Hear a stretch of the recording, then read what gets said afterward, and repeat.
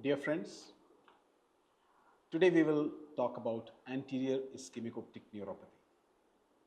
This is a part of our retina series, which is a part of, again, ophthalmology grand rounds that we are conducting. So today we will look at analysis of a 78-year-old male patient who came with sudden loss of vision in the left eye. We'll examine his clinical features, come to a proper diagnosis, look at how we will reach a diagnosis and plan management of this patient. The objective today would be first the presentation and then the clinical examination and diagnosis. We will then understand more about anterior ischemic optic neuropathy and look at management options.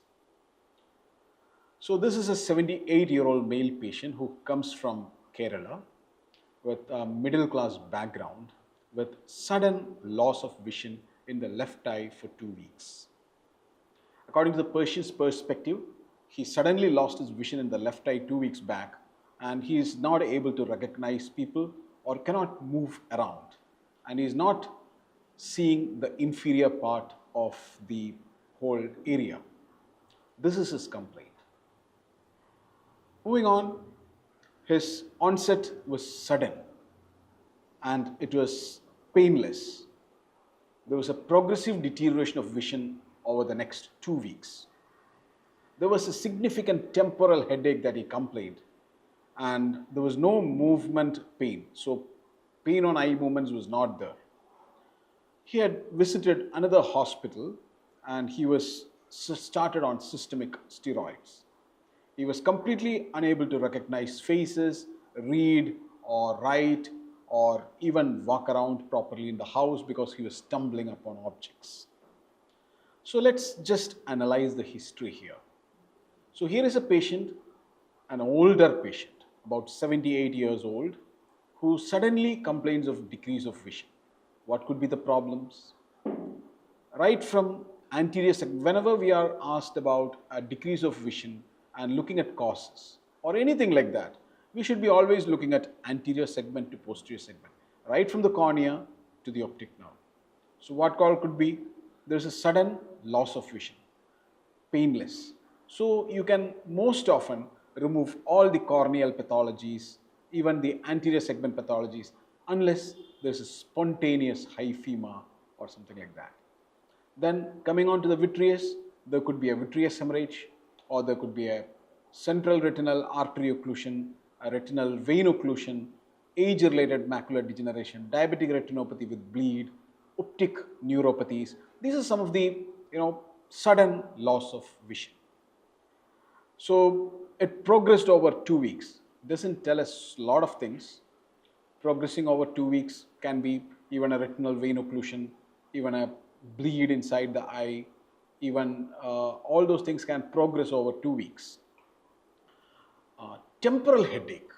Temporal headache is something which is very important, and especially in older age, that may signify an ischemic optic neuropathy, especially the arteritic AION variety.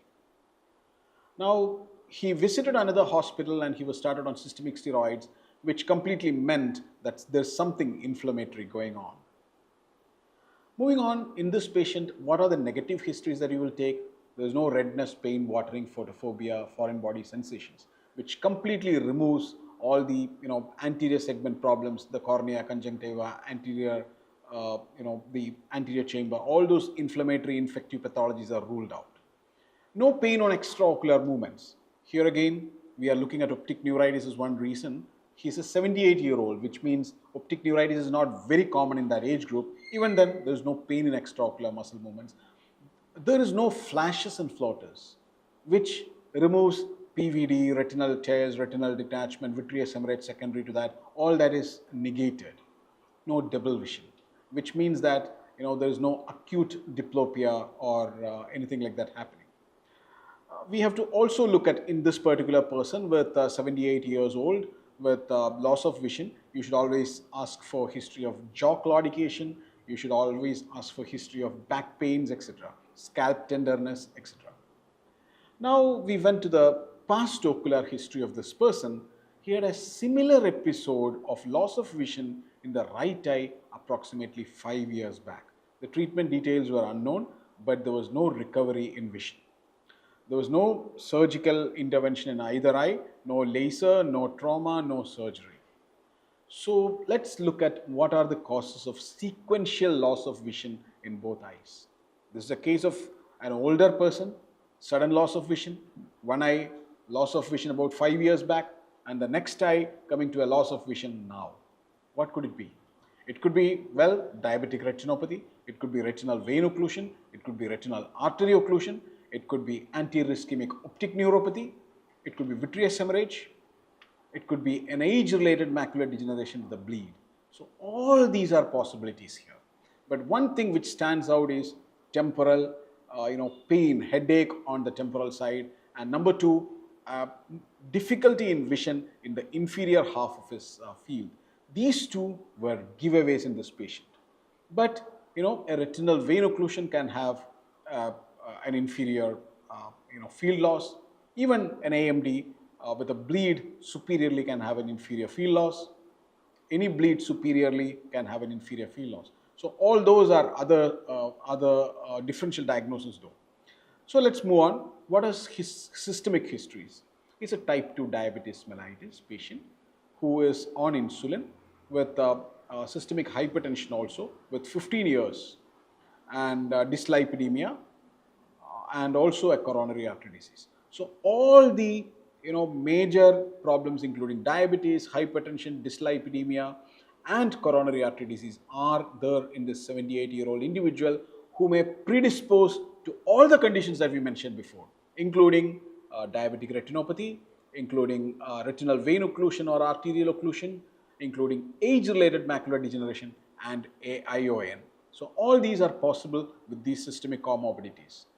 Personal history was unremarkable. Family history was unremarkable. His general physical examination, he was conscious, oriented and cooperative, moderately built and nourished. His blood pressure was 130 by 85, which is fairly normal, controlled hypertension. He's on treatment. And other systemic examinations was also unremarkable. Cardiovascular, respiratory and perabdominal examination was normal. His facial and head alignment was normal. The ocular alignment was orthotropic. There was Hirschberg test was normal. The extraocular muscle movements were complete. The full range of movements, no limitation, no pain. Anterior segment examination again was like this. Visual acuity was hand movements, PL plus and PR accurate in both eyes. He was given a near vision aid of +3 without any visual improvement.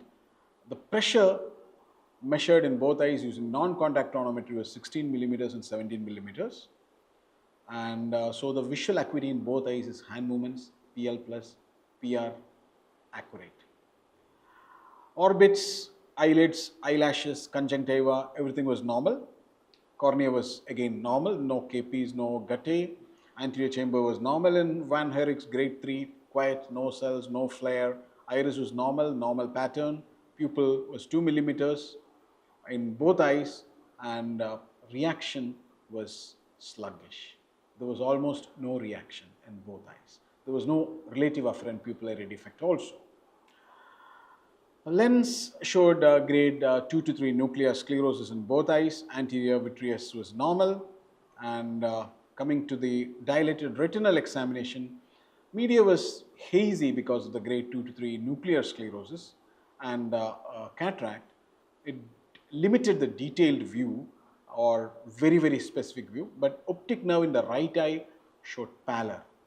It indicates chronic optic atrophy. Macula appeared normal with no obvious edema or exudates.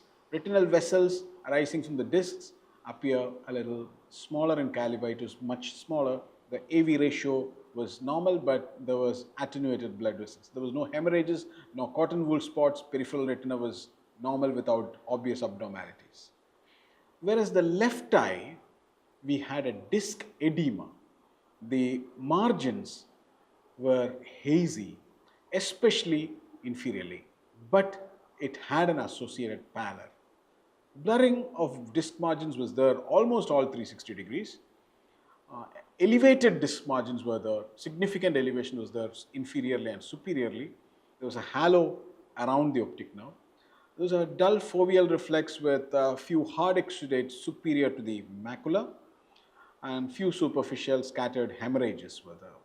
There was no evidence of any vascular block, vasculitis, or any inflammatory exudates anywhere. Peripheral retina was also normal. What is our provisional diagnosis here? There is cataract with nuclear sclerosis. There is an associated diabetic retinopathy, most probably moderate to severe diabetic retinopathy with hard exudates, which means there may be a clinically significant macular edema as well.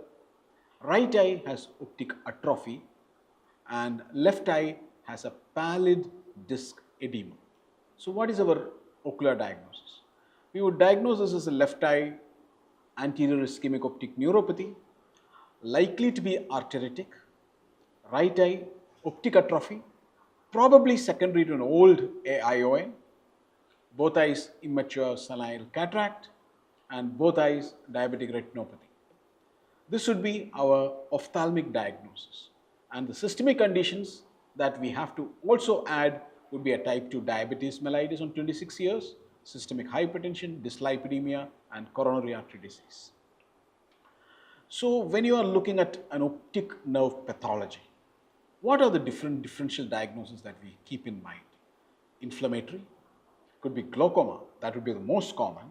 It could be ischemic, it could be hereditary, nutritional or toxic, and traumatic. So let's look at each of them. Glaucoma being the most common, we have to look at one specific thing called cupping, and also the intraocular pressure, the angles, the corneal thickness, the visual fields. All this will give us a clue towards glaucoma and the types of glaucoma, including primary open angle or angle closure or even secondary glaucomas. We are looking at a 78-year-old person, so most probably if it is a glaucoma which is now we are diagnosing, it could be an open angle glaucoma rather than an angle closure which may present a little earlier. Looking at inflammatory diseases, which is also very common, one thing would be a demyelinating optic neuritis. We could have an inflammation including sarcoidosis, SLE, polyarteritis nodosa, etc., or even an autoimmune optic neuritis secondary to some other inflammatory pathology within the eye. We will come to how to differentiate between them soon. Ischemic, yes, we have arteritic and non-arteritic AION, and also posterior ischemic optic neuropathy, which is again another entity which we will talk about. Hereditary, we have a Leber's hereditary optic atrophy, dominant optic atrophy, the Behr and the Kerr, and the mitochondrial diseases. Nutritional deficiency causing optic neuropathies may be secondary to vitamin B12 deficiency, and some drugs like ethambutol or methanol poisoning can also lead to these. Traumatic optic neuropathies, orbital tumors, intracranial mass lesions, these are again another group of lesions secondary to this to cause optic neuropathy. Now, what are the types of ischemic optic neuropathy? As I said, we have two types of anterior ischemic optic neuropathy, the arteritic variety and the non-arteritic variety. And yes, we have the posterior ischemic optic neuropathy, the PION. These are the different types of optic neuropathies. Again, PION can also be arteritic and non-arteritic. Maybe it could be a surgical PION as well. Now, what is the pathophysiology of anterior ischemic optic neuropathy? Basically, there will be reduction of blood supply to the posterior ciliary artery to the anterior part of the optic nerve, primarily affecting the prelaminar and the laminar regions. All right. So central retinal artery here is most probably normal. So the key vascular supply are short posterior ciliary arteries, which is the primary supply to the optic nerve head. Circle of Zinhaler, the arterial circle formed by the branches of this short posterior ciliary artery and the central retinal artery. These are the key vascular supply to this region. The watershed zones between vascular territories are always very critical and vulnerable to ischemia, especially in the presence of hypoperfusion or vascular compromise. So this is the pathophysiology of anterior ischemic optic neuropathy, in which the vascular element which supplies one segment of the optic nerve, either the superior or the inferior, can get affected, and that causes sudden loss of vision. And what would happen to the optic nerve? Because of the block, there is going to be edema. And because of the block again, there is going to be pallor.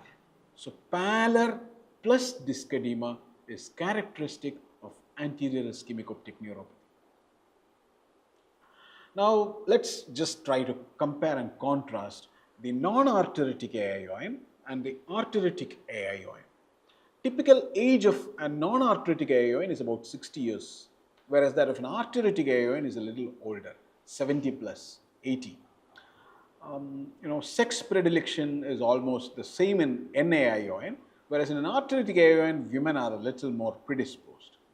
Associated conditions in a non-arteritic AION would be diabetes, hypertension, coronary artery disease, cholesterolemia, etc. Whereas in arteritic AION, we are having giant cell arteritis, temporal arteritis. So if you have a diagnosis of temporal arteritis, it's very highly likely to be an arteritic AION. Visual acuity loss in an NAION is lesser. From 6/6, it can be somewhere around 6/60 or even lesser. Whereas in an arteritic AION, the loss of vision is going to be very, very huge. It's going to be less than 6/60 in majority of patients. And it may be even PL plus, PL minus also in a lot of patients. There could be a small crowded cup with hyperemic edema in a non-arteritic AION, whereas in arteritic AION, it's going to be pallid disc edema, which is very, very remarkable. ESR is going to be lower in non-arteritic, whereas ESR is a giveaway, near about 100, more than 70 definitely in arteritic AION. So much so that in the presence of an AION, the first investigation that anybody would want to do is an ESR. If the ESR is near 100, you are looking at arteritic, immediately you are going to give them treatment for that. CRP is also elevated in arteritic AION, platelet count is often elevated in arteritic AION. Again, prognosis wise, arteritic AION prognosis is poor, it rarely improves. And fellow eye involvement, which is very important, it occurs in more than 50 to 90% of people in different studies. You require immediate treatment, not to save this eye, but to prevent the occurrence of AION in the other eye. Now let us come to our case. This guy had 78 years old. He had diabetes, hypertension, dyslipidemia and coronary artery disease, which are all predisposing factors for NAION, but having a temporal arteritis and having a complete loss of vision in the other eye with optic atrophy with absolutely no recovery and a pallid disc edema in this eye and so much low vision with temporal headache gives away a probable diagnosis of arteritic AION. Now we will look at clinical characteristics. Basically age is more than 40 to 60, as I said, in NAION, and there will be a sudden loss of vision with color vision defect. Altitudinal field defect is often seen. Relative afferent pupillary defect may be there if there is unilateral pathology. Optic disc edema is there in acute phase, but in a very chronic phase, the disc edema completely disappears. Histopathology wise, you have giant cell arteritis, and how do you prove giant cell arteritis? One thing is by doing a temporal artery echo or ultrasound and finding out which part of the temporal artery is showing a pathology. And that part which is showing the block, probably you could do a temporal artery biopsy to establish the diagnosis of giant cell arteritis. There is going to be granulomatous inflammation in the small and the medium-sized vessels with full thickness infiltration with inflammatory cells. There could be lymphocytes, plasmacytes, macrophages, multinucleated giant cells, and this could very well be seen in giant cell arteritis as well as in some of the other conditions like SLE, polyarteritis nodosa, rheumatoid arthritis, which is quite rare. So let's look at the clinical features of arteritic AION completely. Headache may be often severe, and it is localized to one particular area, usually the temporal region. Scalp tenderness, when you touch, it is going to be very, very tender. And palpable temporal artery may be there, which is non-pulsatile. Proximal muscle and joint pains and aches like polymyalgia rheumatica may be seen. There could be anorexia, weight loss, low-grade fever, jaw claudication, and cranial nerve palsies. Ocular features may include severe visual loss, rapidly progressive within 1 or 2 days, and fellow eye involvement in up to 95% within days if not treated. Ocular examination findings may include, anterior segment which is fairly normal, but there could be chalky white pale optic nerve versus a hyperemic optic nerve in AION. Cotton wool spots may be seen near the optic nerve, and probably there could be cilio-retinal artery occlusion in about 20% of the cases. Angiographically, you may have a delayed disc filling and a delayed choroidal filling also. So these two, when they are together, then you are looking at an arteritic AION. So cup would be usually normal, unlike in a non-arteritic AION where the cup is going to be crowded. There will be more severe disc edema as compared to the NAION, and there will be more profound vision loss as compared to NAION. Now, what are the investigations that we will do? ESR, usually it's more than 70, may reach 120, 130, etc. CRP may also be very high. Combined ESR plus CRP high has a 97% chance of specification in this particular context. Additional tests may include complete blood count, color Doppler of the temporal arteries, etc. And finally, temporal artery biopsy is a gold standard. How do we manage it? Emergency treatment is about initiation of very high dose pulse corticosteroid therapy. Especially if you have an AION in one eye, the other eye is normal, the ESR is high, he's an old patient, there's some symptoms of temporal pain or temporal artery which is non-pulsatile, thick cord-like, scalp tenderness, anything like that. Immediately initiate the patient on IV pulse methylprednisolone. It's critical to prevent the occurrence of this particular problem in the other eye. So usually we give methylprednisolone 1 gram for 3 to 5 days. It's usually administered either very slowly or in divided doses. And if he's a diabetic, we have to take care to control his sugar status as well as his blood pressure status. Then we will taper him with the oral steroids, about 80 milligram to 100 milligram per day depending on his weight, 1 to 1.5 milligram per kilogram. And then we will taper gradually and we will look at ESR, CRP as markers to taper the dose. The maintenance dose of about 5 to 15 milligram daily may be required and may require a long-term therapy or steroid sparing agents. So tocilizumab, which is an interleukin-6 inhibitor, it blocks IL-6, and IL-6, as you know, is an inflammatory cytokine. It was FDA approved in 2017 for the treatment of giant cell arteritis. It's administered on a monthly intravenous infusion or weekly subcutaneous infusion. Other steroid sparing agents like methotrexate, azathioprine, cyclophosphamide can also be used. Now let's look at NAION, which is again a younger brother of arteritic AION. Here, most of the critical things we have already talked about: diabetes, hypertension, hypercholesterolemia, coronary artery disease, all those are the problems. In a 40 to 60-year-old person, less severe, vision loss will be acute, there will be a hyperemic disc edema, there will be a crowded disc, and there's going to be an altitudinal field defect. Many patients do recover in vision. Disc appearance is in stark contrast with arteritic AION. Hypertension, ischemic heart disease, hyperlipidemia, carotid disease, diabetes, hyperhomocystinemia, metabolic syndrome, nocturnal arterial hypotension, sleep apnea, and medications like sildenafil, amiodarone, and hypercoagulable states are all predisposing factors for non-arteritic AION. Non-arteritic AION you would treat by basically what we will do is you can just control the systemic factors, and many of these patients may come back in visual acuity. Some of the differential diagnoses that we have to always keep in mind is one is Foster-Kennedy syndrome, in which one eye is having optic atrophy and the other eye is having disc edema, and there is usually brain pathology which is seen in Foster-Kennedy syndrome. Ipsilateral optic atrophy here is to direct compression by the intracranial mass, and the contralateral disc edema secondary to pressure effects.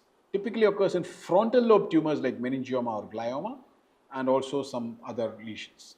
Optic neuritis, there is sudden decrease of vision, but there's going to be pain on eye movements, and more central visual acuity loss will be there rather than altitudinal visual acuity. And infiltrative optic neuropathies like lymphoma, leukemia, a blood picture can immediately come to our rescue. Compressive optic neuropathies, again, you will have lesions on the visual tract, anterior orbital lesions, etc. And one other differential diagnosis that we have to consider is diabetic papillopathy, in which there's disc edema in these diabetic patients, and usually the vision is not significantly affected. It's typically bilateral, and recovery of vision is usual. Neuroimaging is significantly required in all these patients to rule out any brain pathologies. Even though we may clinically make a diagnosis of arteritic or non-arteritic AION, it is often required to have a neuroimaging to complete the diagnosis. So we need to do vascular risk assessment, probably sleep apnea screening, thrombophilia workup, carotid Doppler studies to complete the investigations. Thank you very much.